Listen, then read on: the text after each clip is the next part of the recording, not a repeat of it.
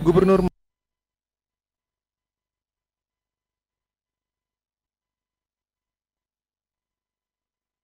membuka secara resmi konferensi kerja 2 Persatuan Wartawan Indonesia Papua Barat.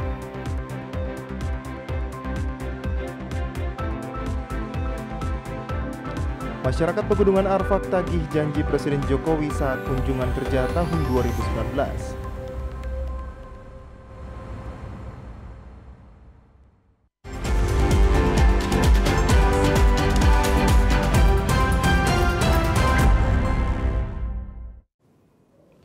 Salam jumpa pemirsa, senang sekali saya Esti Ika dapat kembali menjumpai Anda dalam program berita Papua Barat hari ini. Sejumlah informasi di Papua Barat akan kami hadirkan untuk Anda. Inilah berita selengkapnya. Pemirsa, aksi penjamretan terekam CCTV atau kamera pemantauan di Jalan Condronegoro di depan Sekolah Yayasan Pendidikan Islam Yapis Reremi, Manokwari, Papua Barat. Penjamretan ini terjadi sekitar pukul 7 pagi kemarin. Dalam rekaman CCTV terlihat 3 orang pelaku berboncengan menggunakan motor melintasi Jalan Condronegoro. Saat itu pelaku melihat korban yang merupakan siswa ini berdiri di depan sekolah sedang memegang handphone selulernya. Pelaku menghampiri korban dan langsung merampas handphone korban. Sempat terjadi tarik-menarik antara pelaku dan korban pun terseret ke jalan raya. Dan pelaku berhasil membawa kabur handphone seluler milik korban. Kapolres Manokwari AKBP Dadang Kurniawan Winjaya mengatakan, Polres Manokwari telah melakukan pengejaran terhadap para pelaku. Dadang juga meminta masyarakat agar selalu waspada aksi jambret, terutama jangan memakai perhiasan yang berlebihan atau membawa barang berharga pada saat berpergian karena dapat mengundang pelaku kejahatan melakukan aksi penjamretan. Surat yang ada di jalan raya di mana aksi ini dilakukan pagi hari sekitar jam 6:30 tadi pagi. Itu kami mendapatkan rekaman CCTV adanya jambret yang di dekat sekolah Yapis. Untuk sementara dari pihak korban belum ada membuat laporan, tetapi kami berusaha untuk mencari pelaku yang sudah terekam daripada kamera yang ada di lokasi. Harapan kami kepada masyarakat yang mengetahui ataupun mengenali ciri-ciri yang lain ataupun terutama korban untuk dapat membuat laporan polisi ke kami sehingga kami lebih memfokus pada sasaran target yang akan kami cari ini. Demikian. Kapolres juga menghimbau kepada masyarakat yang melihat ciri-ciri pelaku agar segera melaporkan ke Polres maupun Polsek terdekat. Tim Liputan TVRI Papua Barat melaporkan. Gubernur yang diwakili Asisten 2 Setda Papua Barat, Robert Rumbekwan, membuka secara resmi konferensi kerja 2 Persatuan Wartawan Indonesia Papua Barat yang akan berlangsung selama 2 hari. Konferensi kerja 2 Persatuan Wartawan Indonesia Papua Barat kali ini akan berlangsung selama 2 hari dan akan membahas berbagai isu penting, antara lain menjadikan wartawan Papua Barat yang berkualitas dan kompeten. Di bawah sorotan tema wujudkan SDM PWI Papua Barat yang berkualitas dan kompeten, konferensi kerja kedua kali ini diharapkan dapat merumuskan agenda kerja yang efektif dan berdaya guna mendukung kinerja wartawan dan pembangunan Provinsi Papua Barat. Hal ini dikatakan Ketua PWI Papua Barat Bustam saat menyampaikan sambutannya. Bustam menambahkan peran pers dalam pembangunan adalah sebagai alat untuk mensosialisasikan, mempromosikan, mendorong, serta mensukseskan sekaligus mengkritisi aktivitas pembangunan. Konferensi kerja ini diharapkan dapat merumuskan agenda kerja yang efektif dan berdaya guna mendukung kinerja wartawan dan pembangunan di Provinsi Papua Barat. Seperti kita ketahui bersama, peran pers dalam pembangunan adalah sebagai alat dalam mensosialisasi, mempromosikan, mendorong, mensukseskan, mengkritisi, sekaligus memantau aktivitas pembangunan. Peran pers juga untuk mencerdaskan masyarakat agar lebih kritis terhadap situasi yang terjadi. Karena itu, pers tidak hanya sebagai bagian dari alat pembangunan, namun merupakan mitra strategis pemerintah dalam menjalankan program pembangunan. Sementara itu, Gubernur yang diwakili Asisten 2 Setda Papua Barat, Robert Rumbekwan, dalam arahannya ketika memberikan sambutan, menegaskan pemerintah tidak mungkin menjerumuskan masyarakat dalam penderitaan. Bahkan sebaliknya, Pemerintah mempunyai satu tujuan, yakni mensejahterakan masyarakat. Untuk itu, peran pers sangat dibutuhkan dalam memberitakan apa yang telah dilakukan oleh pemerintah, terutama dalam hal pembangunan. Sebagai Gubernur Provinsi Papua Barat, saya mengatakan bahwa tidak ada satupun pemerintahan di dunia ini yang berikhtiar menjerumuskan rakyat ke jurang kemiskinan dan keterbelakangan. Pemerintah melalui berbagai upaya terus berusaha meningkatkan kemajuan di berbagai bidang, termasuk informasi pembangunan di mana para wartawan memegang peranan penting. Saya ingin menegaskan bahwa sudah terlalu banyak kemajuan yang kita capai, namun jika semua keberhasilan pembangunan itu tidak disampaikan kepada masyarakat melalui pemberitaan di media massa, maka kesan yang timbul seakan-akan pemerintah tidak berbuat banyak. Konferensi Kerja 2 PWI Papua Barat kali ini turut dihadiri oleh Pangdam 18 Kaswari, Kajati Papua Barat, Kapolda Papua Barat yang diwakili oleh Kabid Humas, serta Bupati Manokwari yang diwakili Asisten 2 Setda Manokwari, serta insan pers. Natalindo Kerwai TVRI Papua Barat melaporkan. Wartawan di Papua Barat diharapkan dapat menyajikan berita yang sehat dan berkualitas agar pembaca dapat menerima informasi yang baik dan benar.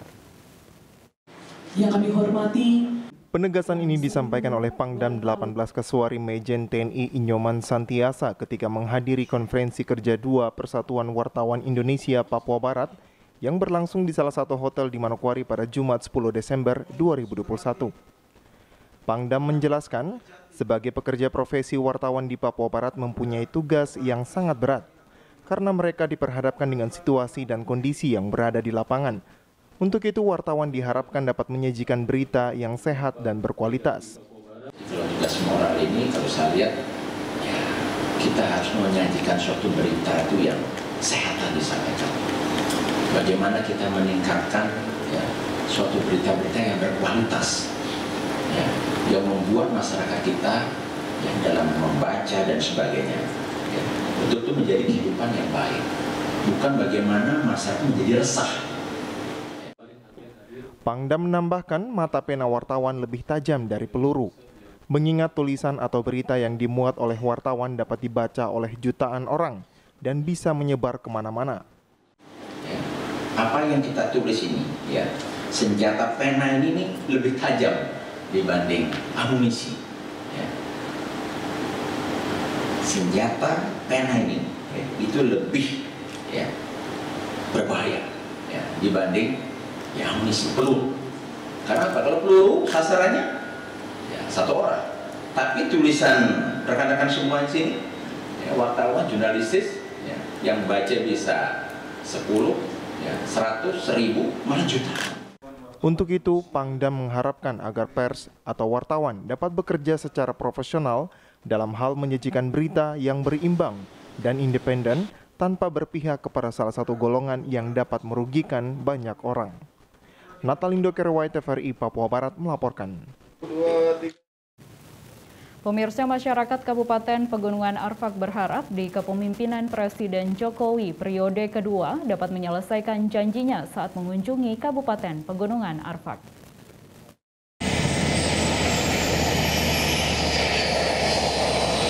Hal tersebut disampaikan Bupati Pegunungan Arfak, Yosia Saroi, saat diwawancarai pada kunjungan kerjanya ke Kampung Choisi, Distrik Menyambau.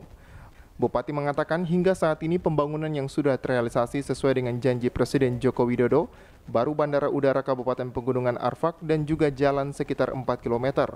Bupati berharap kepemimpinan Presiden Joko Widodo pada periode kedua dapat menepati janjinya, khususnya terkait pembangunan jalan dan jembatan yang harus diselesaikan, sehingga proses pembangunan dan aktivitas ekonomi dapat berjalan.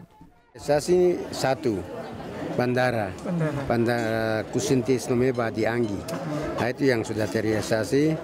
Jalan juga baru berapa kilo, sekitar 4 kilo. Ya, dari tanjakan di Meni yang ada di Manokwari sampai ke Kampung My Bridge yang ujung aspal itu. Nah, sedangkan kita berharap di kepemimpinan Bapak Presiden di periode yang kedua ini supaya bisa selesaikan apa yang Pak Presiden janjikan kepada pemerintah dan juga masyarakat di Kabupaten Pegunungan Arfak. Dan inilah bukti janji Presiden ketika melakukan kunjungan kerja ke Pegunungan Arfak pada tahun 2019 lalu. Presiden berjanji kepada masyarakat akan membangun infrastruktur jalan, rumah sakit, puskesmas, pasar, dan juga pembangunan sarana pendukung pemerintahan. Dan semuanya akan diselesaikan dalam waktu 3 tahun kerja pada periode kedua kepemimpinan Jokowi. Sudah disampaikan oleh Pak Bupati kepada saya, Pak Gubernur, mengenai yang pertama, jalan antara Manokwari dan Pegunungan Arfak yang tadi Pak Bupati menyampaikan minta segera diselesaikan dan diaspal.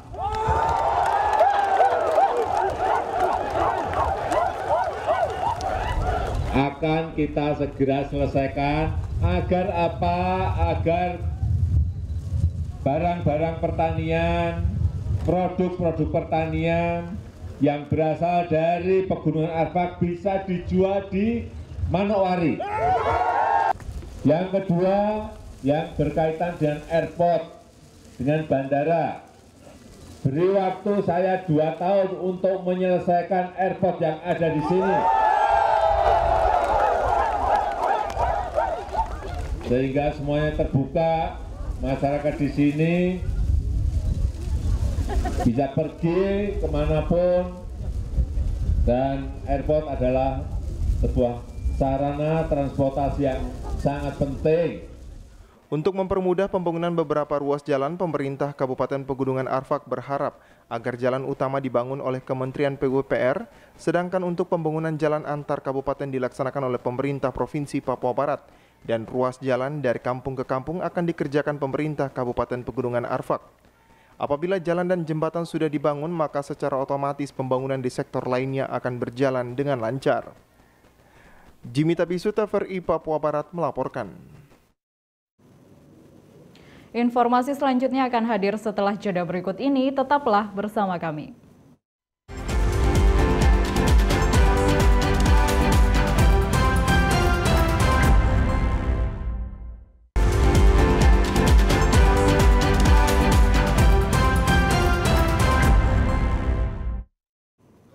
Terima kasih Anda masih bersama kami.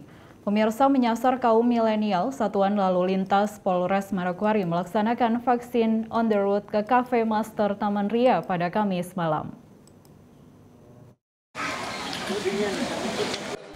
Kali ini vaksin yang dilakukan berbeda dengan vaksinasi sebelum-sebelumnya, yang biasanya berlangsung di gedung maupun di rumah-rumah ibadah dalam kota Manokwari. Satuan Lalu Lintas Polres Manokwari melaksanakan vaksin on the road bersama tenaga kesehatan dari Rumah Sakit Bayangkara Polda Papua Barat dengan menyasar pengunjung yang ada di Cafe Master Taman Ria pada Kamis malam. Adapun vaksin yang berlangsung dari jam 8 hingga jam 10 malam itu, tercatat puluhan pengunjung menerima vaksin dosis pertama maupun dosis kedua. Kasat Lantas Polres Manokwari Ibtu Suban Ohoimas mengatakan, vaksin on the road merupakan program dari Kapolres Manokwari dalam hal percepatan vaksinasi di wilayah hukum Polres Manokwari dan Provinsi Papua Barat. Ini merupakan malam kedua vaksin on the road dilaksanakan di kafe, di mana vaksinasi ini menyasar para kaum milenial dengan penyuntikan vaksinasi yang sedikit berbeda dengan sosialisasi yang mungkin mereka bisa terima. Ini kita kembali melaksanakan kegiatan vaksinasi on the road yang merupakan program dari Bapak Kapolres Manokwari dalam hal percepatan proses vaksinasi di wilayah hukum Polres Manokwari, kemudian berusaha untuk membantu program pemerintah dalam hal percepatan vaksinasi di Provinsi Papua Barat. Ini malam kedua kami laksanakan setelah sebelumnya kita melaksanakan di kafe pertama di daerah Reremi. Kami melaksanakan hari ini di kafe Master Coffee di Jalan Kalidingin. Maksud kegiatan kami ini sekali lagi kami menyasar kaum milenial, anak muda yang memang memiliki sedikit perbedaan dalam hal konsep dan gaya untuk penyampaian sosialisasi yang mungkin mereka bisa terima. Sementara itu, pemilik Cafe Master Aswadi mengapresiasi kegiatan yang dilaksanakan oleh Satlantas Polres Manokwari, karena dengan vaksinasi yang dilakukan di tempatnya bisa meningkatkan pendapatan ekonomi bagi usahanya. Kemudian vaksin ini juga perlu bagi kekebalan tubuh masyarakat agar terhindar dari COVID-19. Ini kebetulan saat sekarang ini kan kegiatan dibuat di Coffee Master Bandara. Kebetulan saya selaku pemilik di sini. Artinya kalau saya selaku pengusaha sangat luar biasa sekali apresiasi terhadap kegiatan yang dibuat oleh Lantas ini. Karena apa? Karena pertama satu ya kita selaku pemilik usaha ini kan juga merasa bertambah adanya rezeki. Vaksin on the road di Cafe Master, Satlantas Polres Manokwari juga tidak lupa memberikan sosialisasi tentang tertib berlalu lintas maupun pentingnya menerapkan protokol kesehatan saat berada di jalan. Natalindo Kerewait, TVRI Papua Barat melaporkan. Kodim 1803 Fakfak gelar bakti sosial donor darah dalam rangka Hari Juang Kartika TNI Angkatan Darat ke-76 dengan moto bergerak bergetar menuju Fakfak tersenyum. Dalam rangka memperingati Hari Juang Kartika TNI Angkatan Darat yang ke-76 tahun 2021, Kodim 1803 Fakfak menggelar aksi bakti sosial donor darah yang melibatkan berbagai kalangan diantaranya para pimpinan instansi, anggota TNI, ojek di kota Fakfak dan para pramuka. Hal tersebut dijelaskan Dandim 1803 Fakfak, Letkol Infantri Gatot Teguh Waluto kepada awak media. Kegiatan pagi hari ini kita selenggarakan, yang kita laksanakan adalah dalam rangka memperingati Hari Juang TNI Angkatan Darat,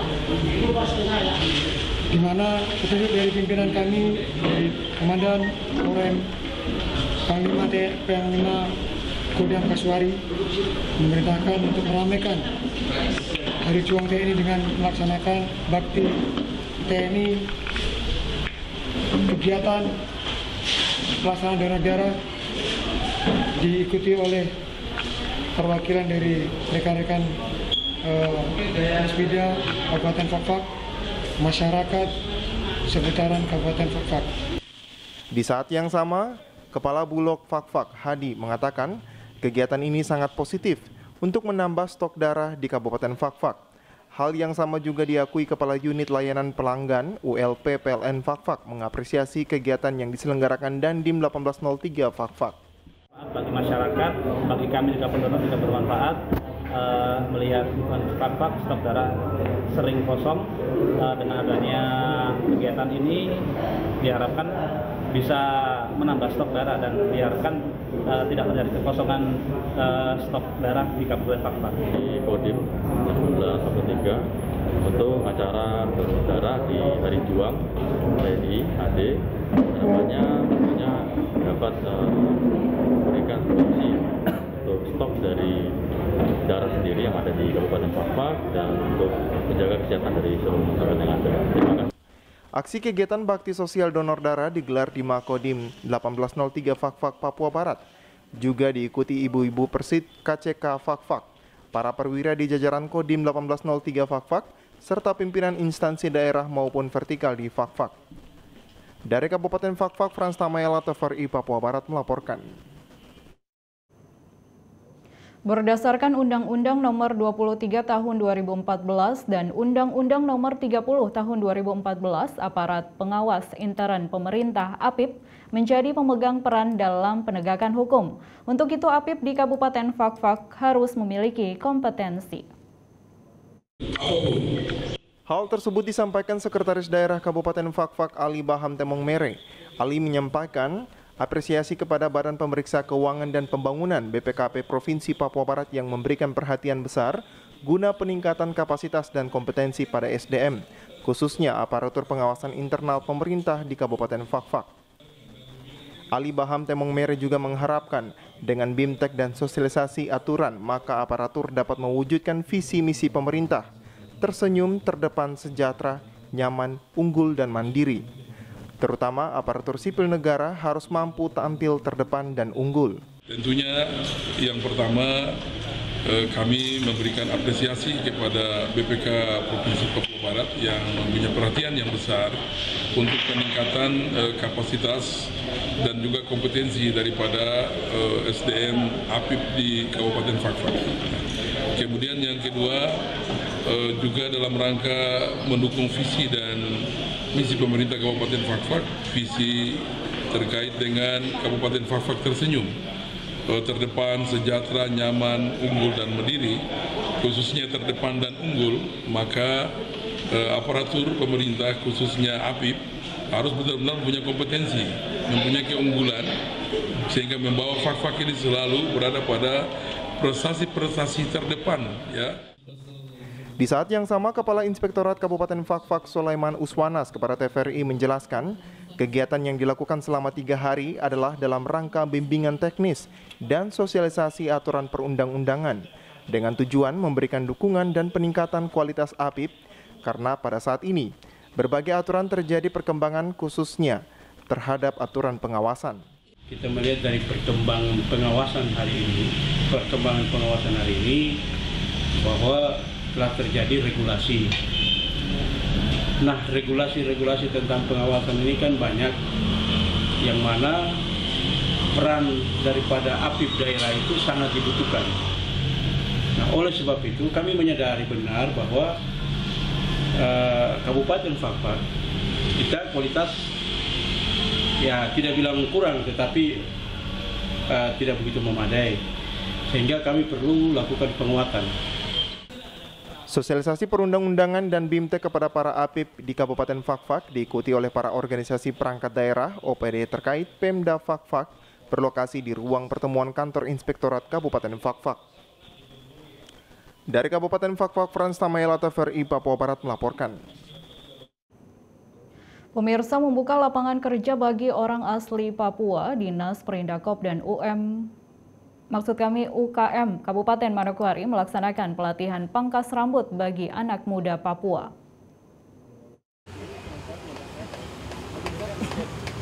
Dalam rangka membuka lapangan kerja baru bagi orang asli Papua di Kabupaten Manokwari, khususnya di Distrik Manokwari Barat, Dinas Perindakop dan UMKM Kabupaten Manokwari melaksanakan pelatihan salon yang diikuti 4 orang, servis AC 15 orang dan juga pangkas rambut 15 orang. Pelatihan tersebut dikhususkan bagi orang asli Papua yang dibuka pada hari Rabu 8 Desember 2021. Salah satu pelatihan yang diminati orang asli Papua khususnya generasi muda saat ini yaitu pangkas rambut. Usiana Foisepa sebagai penanggung jawab kegiatan mengatakan kegiatan pelatihan yang dilaksanakan bertujuan mensejahterakan dan juga membuka lapangan kerja baru. Lebih lanjut disampaikan usai pelatihan peserta akan diberikan bantuan berupa alat dan juga modal. Sejahterakan mereka Bapak dan membuka lapangan kerja baru. Ini khusus untuk UAP. Jadi bantuan ini kalau kita cuma pelatihan saja, kita tidak memerlukan bantuan dan peralatan dan modal, nanti mereka tidak akan jalan, ya tidak maksimal begitu. Setelah selesai pelaksanaan kegiatan ini, mereka akan diberikan bantuan peralatan dan bantuan modal. Setelah itu, paling tidak itu mereka sudah bisa berusaha untuk membuka usaha sendiri atau jalan ke rumah-rumah setelah diberikan alat pangkas rambut ini. Junaidi, instruktur pemangkas rambut mengatakan, dari pelatihan yang dilaksanakan terlihat beberapa peserta yang mampu dan cepat menangkap materi yang diberikan tentang memangkas rambut yang benar. Saya mampu untuk mengembangkan bakat ini. Saya lihat ada beberapa anak-anak yang bisa yang untuk melanjutkan gitu. Jadi penangkapannya cepat ya? Ada sebagian teman-teman yang cepat menangkap materi yang saya kasihkan, sekaligus mungkin ada beberapa teman-teman yang sudah bisa memahami sedikit banyak lah tentang teori dari pangkas rambut gitu. Ronald Rumsaro, salah satu peserta mengatakan kegiatan yang ia ikuti sangat baik. Karena dengan adanya pelatihan seperti ini, kita bisa mengembangkan hobi dan juga talenta sehingga bisa digunakan untuk menciptakan peluang dalam meningkatkan ekonomi sehingga pemuda tidak berharap untuk menjadi pegawai negeri sipil. Ya baik, ini menurut saya kegiatan ini sangat baik. Bagaimana mengelola pemuda agar dia terus mengembangkan hobi, talenta, bahwa dia tidak berharap harus jadi pegawai, harus jadi harus jadi pegawai lah, karena mengelola talenta atau hobi sehingga mereka dapat menimbulkan peluang, dapat menciptakan peluang bagaimana bisa mendapatkan hasil dari jasa mereka dari sebagai seorang cukur rambut. Ronald berharap usai pelatihan yang dilaksanakan, ada pengawasan dari pemerintah yang terus dilakukan, sehingga modal dan juga alat yang diberikan tidak hanya menjadi proyek pemerintah yang dilakukan setiap tahunnya. Jimmy Tabisu, TVRI Papua Barat melaporkan. Provinsi Papua Barat ditetapkan sebagai salah satu site host event yang dikunjungi oleh anggota Women 20 atau para istri dari kepala negara anggota G20 yang rencananya dilakukan pada tahun 2022 mendatang. Untuk kegiatan kami, rencana tersebut telah dikoordinasikan melalui pertemuan antara Chairwoman W20, Ketua Komite W20, Cendekiawan Perempuan Papua atau CPP, sejumlah pimpinan OPD lingkup Provinsi Papua Barat dan gabungan organisasi wanita di Manokwari. Pada Kamis 9 November kemarin, bertempat di salah satu hotel di Manokwari. Chairwoman W20 Handriani Uli Silalahi mengatakan, jika pihaknya telah melakukan rapat bersama para kepala dinas dan hal ini telah berlangsung dengan baik. Selain itu juga dirinya menyampaikan bahwa Papua Barat akan menjadi salah satu tempat host W20 atau G20 Presidensia Indonesia pada tahun 2022 mendatang. Ada 5 negara yang akan menjadi speaker di Papua Barat dan juga akan diikuti oleh seluruh partisipan negara dari G20. Ada 20 negara plus ASEAN, Asia Pasifik, dan negara kepulauan sekitar. Dengan adanya event seperti ini diharapkan momen W20 di Papua Barat dapat meningkatkan pemberdayaan perempuan.